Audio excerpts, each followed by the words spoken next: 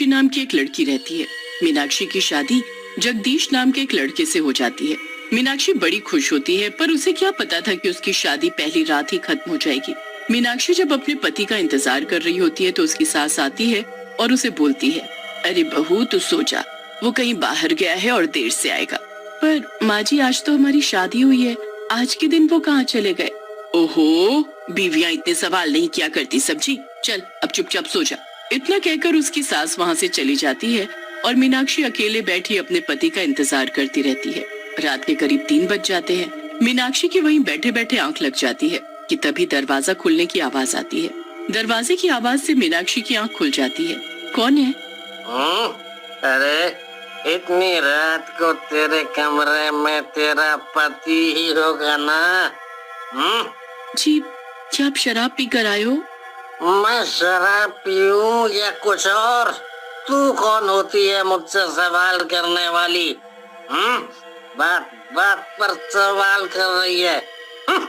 जगदीश को ऐसे शराब की हालत में धुत देख मीनाक्षी बहुत परेशान हो जाती है। वो कहाँ पूजा पाठ वाली लड़की जिसने कभी अपने घर में शराब का नाम भी नहीं सुना। उस लड़की की शादी एक शराबी से हो गई। मीनाक्षी जैसे तैसे उस आदमी के साथ अपनी जिंदगी शुरू करती है, पर हर दिन जगदीश शराब पीकर आता और अपनी पत्नी को खूब मारता था। मीनाक्षी के माँ बाप बहुत गरीब थे। वो अपने माँ बाप को परेशान नहीं करना चाहती थी, इसलिए उन्हें कभी कुछ नहीं बताती थी। एक दिन जब मीनाक्षी आंगन में कुछ काम कर रही होती है तो अचानक उसे चक्कर आ जाते हैं और वो नीचे गिर जाती है। उसकी सास डॉक्टर को बुलाती है। अरे कुछ नहीं हुआ, ये तो माँ बनने वाली है, इसीलिए इनको चक्कर आ गया। मीनाक्षी की सास बड़ी खुश होती है कि वो अब दादी बनने वाली है। मीनाक्षी भी इस बात से बड़ी खुश होती है। उसे लगता है अब उसका पति सुधर जाएगा, पर जब जगदीश को ये बात पता लगती है तो वो जरा भी खुश नहीं होता और ऊपर से मीनाक्षी पर आए दिन और ज्यादा गुस्सा करने लगता है। मीनाक्षी कुछ और नहीं सोचती और बस उसे अपने माँ बनने का इंतजार रहता है। एक दिन वो अपने होने वाले बच्चे से बात कर रही होती है। जब तुम इस दुनिया में आ जाओगे ना तो देखना सब ठीक हो जाएगा और हम दोनों मिलकर खूब मजे करेंगे। मैं तुमको पढ़ाऊंगी, तुम्हारे साथ खेलूंगी और रोज तुम्हें अच्छा अच्छा खाना बनाकर खिलाऊंगी। मीनाक्षी को माँ बनने की बहुत ज्यादा चाह होती है। उसे उसके अलावा कुछ और दिख ही नहीं रहा होता। वो इतनी खुश रहती है कि बस दुनिया में उससे ज्यादा कोई खुश ही ना हो। पर फिर एक दिन जगदीश हमेशा की तरह रात को खूब शराब पीकर आता है। मीनाक्षी चल मुझे खाना दे, खाना दे। जी अभी लाई। मीनाक्षी जगदीश को खाना ला कर देती है। जगदीश को खाना पसंद नहीं आता। ये क्या कर रहे हो? आपको जरा भी अकल नहीं है क्या? बस मीनाक्षी इतना ही बोलती है कि जगदीश का गुस्सा 7वें आसमान तक पहुंच जाता है। बेचारी मीनाक्षी और उसका बच्चा दोनों ही मर जाते हैं। जब मीनाक्षी की सास बाहर से आती है और मीनाक्षी को ऐसे मरा हुआ देखती है तो उसके होश उड़ जाते हैं, पर जगदीश को उनके मरने का कोई अफसोस नहीं होता। मीनाक्षी की जिस तरीके से और जैसे हालातों में मौत हुई होती है, उसकी आत्मा को मुक्ति नहीं मिलती और वो चुड़ैल बनकर यहाँ वहाँ भटकने लगती है। वो कभी किसी पेड़ पर बैठ जाती तो कभी पूरी रात रेलगाड़ी की पटरी पर। उसकी आत्मा बस हर जगह अपने बच्चे को ढूंढती रहती है। उसके मरने के बाद भी उसकी बच्चे की इच्छा नहीं मरती। एक रात जब चुड़ैल एक रेलवे स्टेशन पर घूम रही होती है तो उसके सामने उसकी माँ ट्रेन के आगे गिर जाती है। उस औरत के 4 बच्चे होते हैं, राजू, रवि, सीमा, मीना। अपनी माँ को मरते देखकर वो बच्चे बहुत रोते हैं। बच्चे रोते रह जाते हैं पर उनकी माँ के शरीर के टुकड़े तक दिखाई नहीं देते। फिर वहाँ एक पुलिस वाला आता है। देखो बच्चों, तुम्हारी माँ अब इस दुनिया में नहीं रही। तुम अपने घर का एड्रेस मुझे बता दो ताकि मैं तुम्हें तुम्हारे घर पहुंचा सकूं। हमारा कोई घर नहीं है। हमारे पिताजी ने दूसरी शादी कर ली और हमें घर से निकाल दिया। अब वो सब बेचकर यहाँ से चले गए। हमें नहीं पता अब वो कहाँ है। बताओ कैसे कैसे लोग हैं दुनिया में। बाप छोड़कर भाग गए और माँ ने आत्महत्या कर ली। अब बेचारे बच्चों का क्या होगा। बैठ जाते हैं और अपनी माँ को याद करके रोने लगते हैं। चुड़ैल अभी भी उन बच्चों को देख रही होती है। वो वहाँ से कहीं दूसरी जगह चली जाती है, पर फिर उसे उन्हीं बच्चों का ख्याल आता है और वो वापस उनको देखने आ जाती है। 3 बच्चे तो गहरी नींद में सोए होते हैं, पर सबसे छोटी बच्ची भूख से रो रही होती है। तीनों बच्चे इतनी गहरी नींद में होते हैं कि किसी को उसके रोने की आवाज नहीं आती। बेचारी कैसे भूख से रो रही है। अगर मेरी बेटी होती तो वो भी बिल्कुल ऐसी होती। चुड़ैल को उस बच्ची को ऐसे रोते देख बिल्कुल रहा नहीं जाता। वो जल्दी से उसके पास जाती है।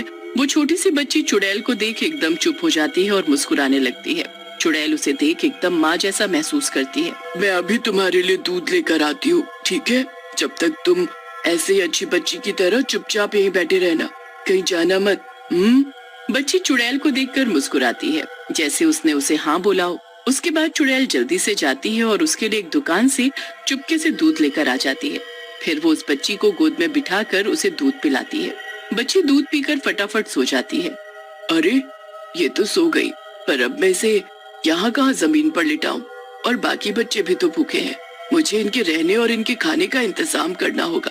चुड़ैल फिर से जाती है और उन बच्चों के लिए ढेर सारी खाने की चीजें और बिस्तर लेकर आती है। बच्चे जब उठते हैं तो इतना सब कुछ देखकर खुश हो जाते हैं और जल्दी जल्दी सब खा जाते हैं। इतना सब खाना आखिर कौन रख कर गया होगा? और ये बिस्तर भी? हमें क्या, बस हमें तो भरपेट खाना मिल गया ना, और अब हम आराम से सो भी सकते हैं। हैं? सच में बहुत भूख लगी थी, पर मुझे माँ की बहुत याद आ रही है। हम माँ के बिना अकेले कैसे जिएंगे, कहाँ रहेंगे और क्या खाएंगे? चुड़ैल दूर खड़ी सब देख रही होती है, पर वो उनमें से बस मीना को ही दिख रही होती है। मीना उस चुड़ैल की तरफ देखकर माँ बोलती है। अरे मीना ने पहली बार बोला है, और वो भी माँ, पर ये वहाँ देखकर किसको माँ बोल रही है? माँ? तूने मुझे माँ बोला? मैं तरस गई थी ये शब्द सुनने को। मुझे तो यकीन नहीं हो रहा कि मुझे किसी ने माँ बोला। कौन है उधर? कोई भी तो नहीं है। मीना, तू किसको देखकर माँ बोल रही है? सीमा को कुछ समझ नहीं आता और फिर वो इतना ध्यान भी नहीं देती। कुछ दिन वो बच्चे वही निकाल देते हैं। रोज उनको वो चुड़ैल चुपके से खाना दे जाती और खाकर पेट भर लेते। कुछ दिन ऐसे ही निकल जाते हैं और अब मीना साफ साफ बोलने लगती है। चुड़ैल रोज रात को बच्चों के पास आकर बैठी रहती और उनका ध्यान रखती। वो सभी बच्चों को खूब प्यार करती, पर सबसे ज्यादा लाडली तो उसकी मीना थी। मीना चुड़ैल को ही अपनी माँ समझती थी। फिर एक दिन वहाँ एक चौकीदार आता है और बच्चों पर गुस्सा करने लगता है। अरे भाई, तुम बच्चे तो यहाँ पर डेरा जमा कर ही बैठ गए हो। देखो, अपना ठिकाना कहीं और ढूंढो। ये रेलवे स्टेशन है, यहाँ तुम ऐसे नहीं रह सकते। पर हमारा कोई घर नहीं है, हम अनाथ हैं, हम कहाँ जाएंगे? दुनिया में बहुत अनाथ बच्चे हैं, तो क्या सबको यहाँ रेलवे स्टेशन पर जगह दे दें? नहीं ना, इसीलिए बोल रहा हूँ कि कल से यहाँ दिखाई मत देना। अरे अब ये बच्चे कहाँ जाएंगे? चुड़ैल को फिर याद आता है कि जहाँ पेड़ पर वो अक्सर जाकर बैठती है, उसी के नीचे एक झोपड़ी है जहाँ कोई नहीं रहता। वो जल्दी वहाँ जाती है। वो उस टूटी फूटी झोपड़ी को बिल्कुल बढ़िया बना देती है, लगता ही नहीं कि वो पुरानी है। फिर वो उसमें एक एक चीज का बंदोबस्त कर देती है। सब तो हो गया, पर अब मैं उन बच्चों को यहाँ कैसे लेकर आऊँ? वो ये सोचते हुए उस झोपड़ी के बाहर निकलती ही है कि बच्चे उसके सामने आ खड़े होते हैं। चुड़ैल उन बच्चों को वहाँ देख एकदम चौंक जाती है। तुमने क्या सबको मेरे बारे में बता दिया मीना? क्या हम आपको नहीं देख सकते माँ? भगवान मुझ पर दया करो, मुझे ऐसी शक्ति दो जो मैं इन बच्चों को दिख सकूं। चुड़ैल बहुत रोती है और अचानक सभी बच्चे बोलते हैं, अरे आप तो हमें दिख रहे हो माँ। क्या सच में? क्या तुम्हें मुझसे डर नहीं लग रहा? मैं तो कितनी डरावनी हूँ ना। माँ तो सबसे खूबसूरत होती है, वो कभी डरावनी हो ही नहीं सकती। मेरे बच्चे आ जाओ, मेरे गले लग जाओ। सब बच्चे चुड़ैल के गले लग जाते हैं और चुड़ैल को खूब प्यार करते हैं। चुड़ैल भी उनको बहुत प्यार करती है। उसके बाद वो उन बच्चों के साथ उसी घर में रहने लगती है। सब बच्चे उसको माँ बुलाते हैं और वो भी उनको बिल्कुल अपने ही बच्चों जैसे प्यार करती है और उनका पूरा ध्यान रखती है।